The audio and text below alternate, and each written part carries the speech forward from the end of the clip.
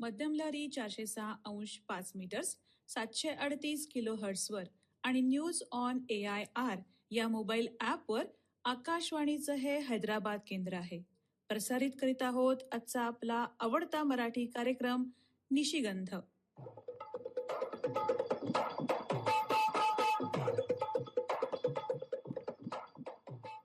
श्रोते हो, आपणा सर्वांना सोनाली कुलकर्णीचा सस्नेह नमस्कार. श्रोते हो, हिवाळा सुरू झाला आहे. सर्वत्र गुलाबी थंडी जाणवू लागली आहे. थंडी आली की वातावरणातला गारठा, गरम चहा, शेकोटी, पण त्यासोबत येतात काही त्रासही, जसं की कोरडी रुक्ष त्वचा, ओठ फुटणं, त्वचा निस्तेज होणं. तर या सगळ्या समस्यांवर काय उपाययोजना करावी, त्यासाठी आजच्या निशिगंध मराठी कार्यक्रमात प्रसारित करीत आहोत हिवाळ्यात घ्यावयाची त्वचेची काळजी या विषयावर डॉक्टर अश्विनी इंगळे यांची सोनाली कुलकर्णी यांनी घेतलेली मुलाखत. ऐकूयात तर.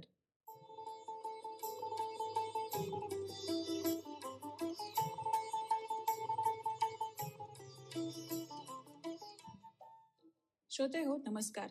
श्रोते हो, ऋतू बदलला की त्याचा परिणाम आपल्या शरीरावर आणि त्वचेवर होतो. आता हिवाळ्याची चाहूल लागली आहे. थंड वारं, कोरडं वातावरण यामुळे त्वचेवर होणारा परिणाम हे सगळं आपण प्रत्येक वर्षी अनुभवतो.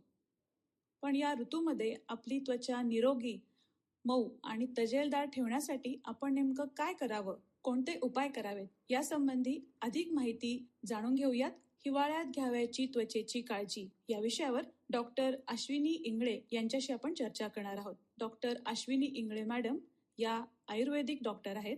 तसंच आयुर्वेद, सौंदर्य चिकित्सा आणि कॉस्मेटिक ॲरोमा थेरपी मध्ये त्या विशेष प्रमाणित तज्ज्ञ आहेत. त्यांना या क्षेत्रात 15 वर्षाचा अनुभव असून त्यांचं हैदराबाद येथे स्वतःचं आयुर्वेदिक उपचार केंद्र आहे. नमस्कार डॉक्टर अश्विनी इंगळे मॅडम. आकाशवाणी हैदराबाद केंद्राच्या स्टुडिओमध्ये आपलं मनापासून स्वागत. नमस्कार मॅडम. माझा असा पहिला प्रश्न आहे की मानवी त्वचेचे प्रकार कोणते आणि त्या प्रकारानुसार हिवाळ्यामध्ये त्याच्यावरती काय परिणाम होतो? मानवी त्वचेचे आयुर्वेदानुसार 3 प्रकार सांगितलेले आहेत: वातज, पित्तज, कफज. जसं बाहेर आपण ॲलोपॅथीमध्ये बघतो की ड्राय स्किन आणि ऑइली स्किन किंवा मिक्स टाईपची स्किन असते, त्यानुसारच साधारण हे प्रकार असतात. आणि थंडीमध्ये त्वचा खूप कोरडी होते, त्वचेला खाज सुटते, त्वचा काळवंटते, नंतर ओठ फाटतात, जास्त स्वेटर आणि उबदार कपडे घातल्यामुळे फंगल इन्फेक्शन सुद्धा होऊ शकतं.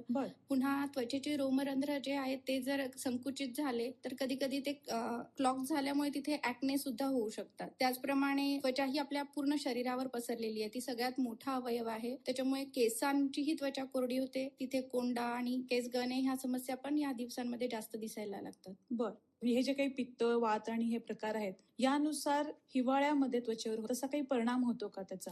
हो, त्वचेवर हिवाळ्यात काय सगळ्याच ऋतूंमध्ये चांगला परिणाम होतो, कारण त्वचा हा शरीराचा सगळ्यात मोठा अवयव आहे. तसंच ते सगळ्यात मोठं स्पर्शनेंद्रिय पण त्याला म्हणतात, एक इंद्रिय आहे. त्याच्यामुळे सगळे सेन्सेशन्स त्या त्वचेमार्फत शरीरापर्यंत पोहोचतात. तर हिवाळ्यामध्ये त्वचा कोरडी होते.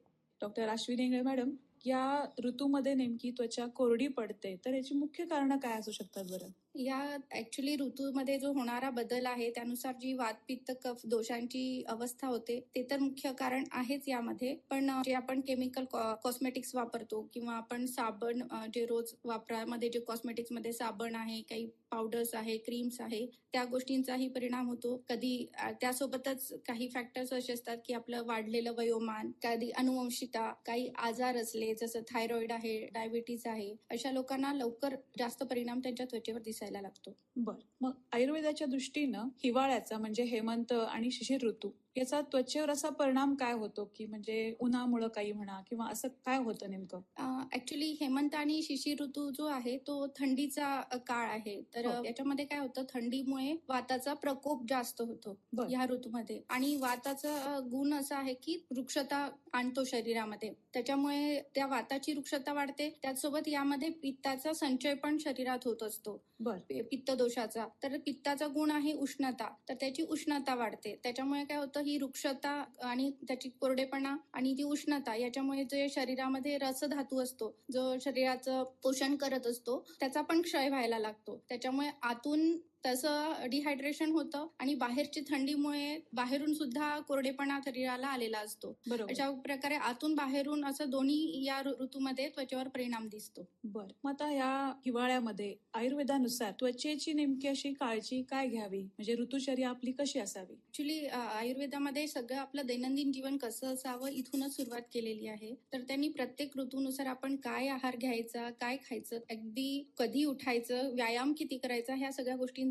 पूर्ण डिटेल उल्लेख आहे. तर ऍक्च्युली त्यांनी सांगितलं आहे की ह्या शिशिर ऋतूमध्ये आपले जे त्वचेचे रोमकूप असतात ते संकुचित होतात. त्याच्यामुळे काय होतं, शरीराचा जो उष्मा आहे, जठराग्नी आहे, तो शरीराच्या बाहेर जाऊ शकत नाही, तो शरीराच्या आतच कोंडला जातो. त्याच्यामुळे काय होतं की जे अन्न आपण घेतो ते लगेच पचून जातं. बर, तर त्याच्यामुळे आहारूपी इंधन जर त्याला नीट मिळालं नाही तर तो आपल्या सगळ्या रक्तधातूंचं पण पोषण करायला लागतो, तो त्यांना खायला लागतो. त्याच्यामुळे ह्या ऋतूमध्ये आपण गुरू आहार घ्यायला पाहिजे, जो पचायला जड असतो. स्निग्ध, मधुर, आम्ल, लवण रसात्मक आहार घ्यायला पाहिजे. बर, या काळामध्ये नेमके असे कोणत्या औषधी किंवा कोणत्या तेलाचा वापर, म्हणजे नारळ तेल आहे किंवा तिळाचं तेल आहे, त्या तेलांचा वापर त्वचेसाठी किती लाभदायक आहे? अगदीच लाभदायक आहे, कारण ह्या ऋतूमध्ये आम्ही आयुर्वेदात अभ्यंग सुद्धा करायला सांगितलं आहे. तर आपण दिवाळीत आता अभ्यंगाचं सुरुवात केलीच आहे. हो. तर पूर्ण संक्रांतीपर्यंत अभ्यंग, ऍक्च्युली अभ्यंग हे आचरित नित्यम असं सांगितलंय. तर आपण रोज सुद्धा अभ्यंग करू शकतो.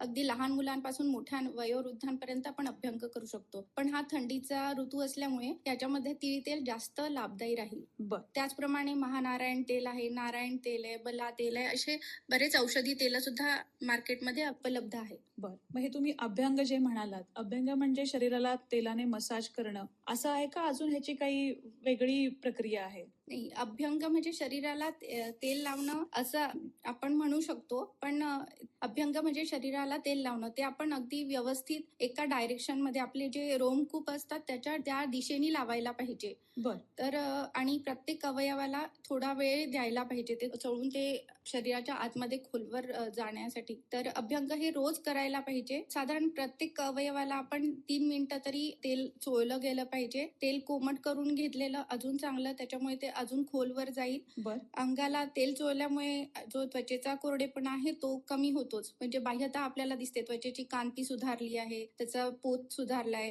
हो. त्याची जी इलॅस्टिसिटी आहे ती पण चांगली झालेली आहे. पण शरीराच्या आतमध्येही खूप छान त्याचे बदल आपल्याला बघायला मिळतात. त्याच्यामुळे आपले सगळे इंद्रिय सुद्धा चांगले होतात, बर, झोप चांगली येते, भूक वाढते आणि एक प्रकारे त्याच्यातून शरीरातले जे विषारी द्रव्य असतात ते बाहेर पडायला पण मदत होते. बर, मग चेहऱ्यासाठी असं काही करू शकतो का? म्हणजे ही तेलं जी आहेत तुम्ही सांगितली, चेहऱ्यासाठी सुद्धा वापरू शकतो का आपण? हो, ही तेलं आपण चेहऱ्यासाठी सुद्धा वापरू शकतो. तरीही त्वचेनुसार काही आपण बदल करू शकतो तेलांमध्ये. बर, हिवाळ्यात तसं आता बघितलं आपण तर ऊन खूप तीव्र असतं, म्हणजे उन्हाचा तीव्रता खूप वाढलेली असते हिवाळ्यामध्ये. तर अशा वेळेस आपण कोणतं तेल किंवा कोणतं क्रीम असं काही लावून, जसं आता सनस्क्रीन म्हणतो आपण, तसं काही लावून बाहेर पडावं का? आपण ॲलोवेरा जेल जे असतं किंवा कोरफडीचा गर किंवा ह्यावेळी आपण नारळाचं तेल पण लावू शकतो, कारण नारळाचं तेल हे थंड आहे. त्याच्यामुळे ते सूर्याच्या किरणांचा त्वचेवर घातक परिणाम होऊ देत नाही. बर, आणि आपण तसं सूर्यकिरणात प्रत्येक ऋतूमध्ये जायलाच पाहिजे. कोवळ्या उन्हामध्ये आपल्याला व्हिटॅमिन डी वगैरे मिळतं, त्याच्यामुळे त्वचेची ताकद वाढते, इम्युनिटी वाढते, रोगप्रतिकार शक्ती वाढते. बर, त्यासाठी सूर्यप्रकाशात जाणं तर आवश्यक आहेच, बर. फक्त काळजीपूर्वक. हिवाळ्यामध्ये आता त्वचा आपली निरोगी राहावी किंवा एकूणच आपलं शरीर निरोगी राहावं यासाठी आहारात नेमके कोणते बदल करावेत? आपली त्वचा निरोगी राहावी यासाठी आहारात मी मगाशी सांगितल्याप्रमाणे आपण पचायला जड अन्न घ्यायला पाहिजे.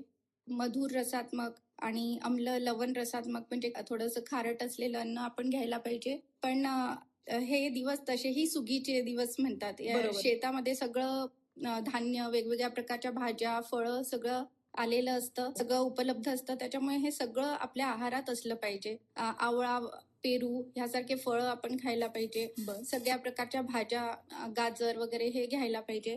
त्याचप्रमाणे आपण जे सणांमध्ये साजरं करतो, संक्रांतीच्या सणाला तिळगुळ वगैरे खाणं, त्याच्यामुळे तीळ हा स्निग्ध पदार्थ, उष्ण पदार्थ आहे आणि गुळ सुद्धा उष्ण आहे. पुन्हा ते लोह वगैरे आहे. त्याच्यामुळे ह्या दोन्ही जे पूर्वापार चालत आलेली आहे आणि आयुर्वेदाने सांगितलेली संकल्पना जी आहे, या ऋतूमध्ये हे खावं तर ते खायलाच पाहिजे. शिवाय बाजरीची भाकरी वगैरे आणि आजकाल जे हुरडा पार्टी निघाली आहे, ती पण एक या ऋतूसाठीच एक ऋतुचर्या आपल्याला त्याचा भाग म्हणता येईल. म्हणजे थोडक्यात तिळाचे लाडू, बाजरीची भाकरी हे आपल्याला फायदेशीर आहे. हो, नक्कीच.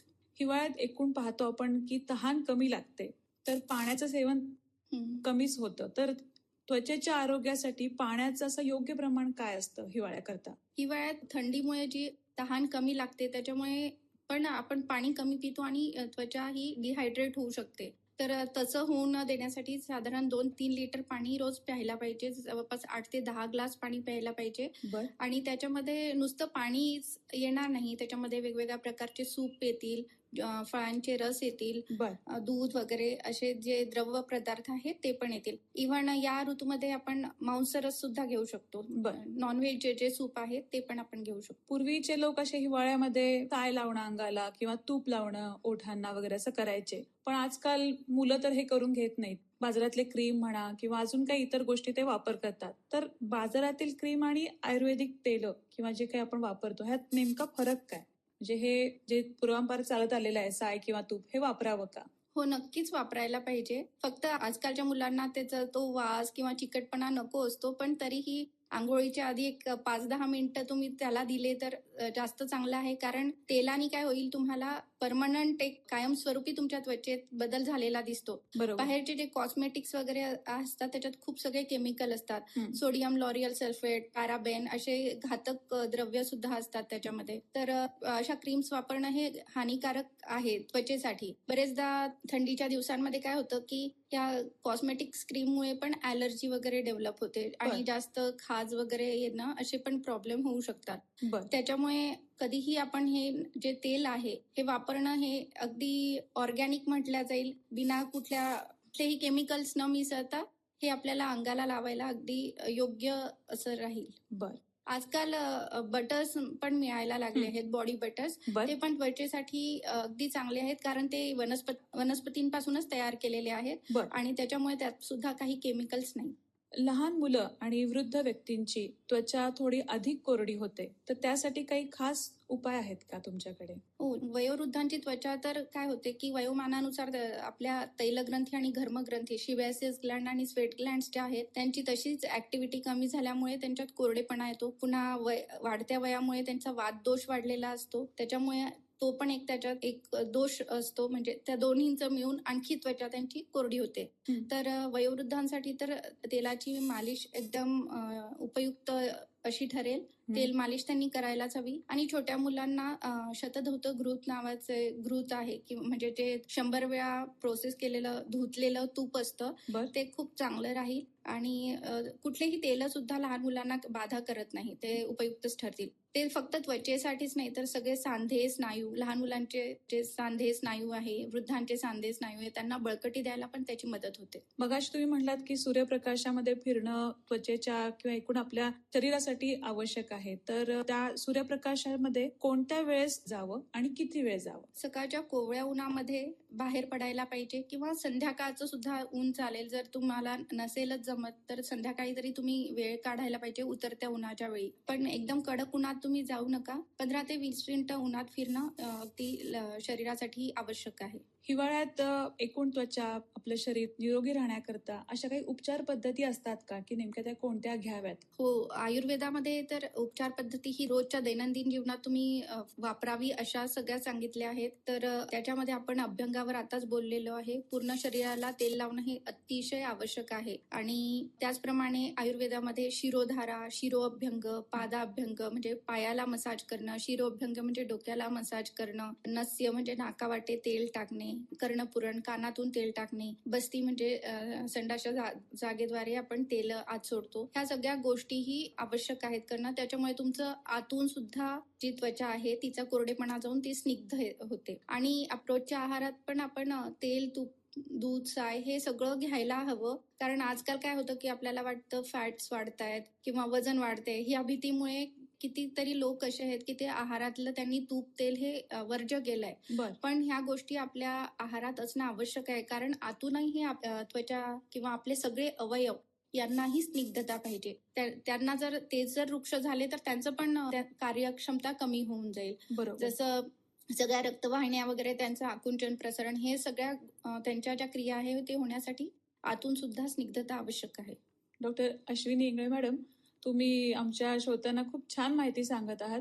आपल्या श्रोत्यांना हिवाळ्यात सुंदर, मऊ आणि तजेलदार त्वचा ठेवण्यासाठी जाता जाता आमच्या श्रोत्यांना तुम्ही काय सल्ला द्याल? मी श्रोत्यांना एवढंच सांगेल की सगळ्यांनी आयुर्वेदाची जी ऋतुचर्या सांगितलेली आहे की स्निग्ध आहार घ्या, जो आहार सांगितला आहे त्याप्रमाणे आहार घ्या, व्यायाम करा आणि जो आयुर्वेदामध्ये सांगितला आहे त्याप्रमाणे गुरु मधुर स्निग्ध असा आहार घ्या, भरपूर व्यायाम करा आणि अभ्यंग करा. हे सगळं केलं तर तुमची त्वचा नेहमी चांगली राहील, त्वचेसोबत तुमचं आरोग्यही चांगलं राहील आणि तुम्हाला कुठल्या महागड्या ब्रँडेड कॉस्मेटिक्सची गरज सुद्धा पडणार नाही. एवढं आयुर्वेदाच्या अभ्यंगामध्ये सामर्थ्य आहे. डॉक्टर अश्विनी इंगळे मॅडम, तुम्ही हिवाळ्यात नेमकी त्वचेची काय काळजी घ्यावी, आहार विहार कसा असावा याविषयी तुम्ही आमच्या श्रोत्यांना खूप छान, योग्य आणि नेमकं मार्गदर्शन केलं. त्याबद्दल आकाशवाणी हैदराबाद केंद्रातर्फे आपलं मनापासून धन्यवाद. धन्यवाद.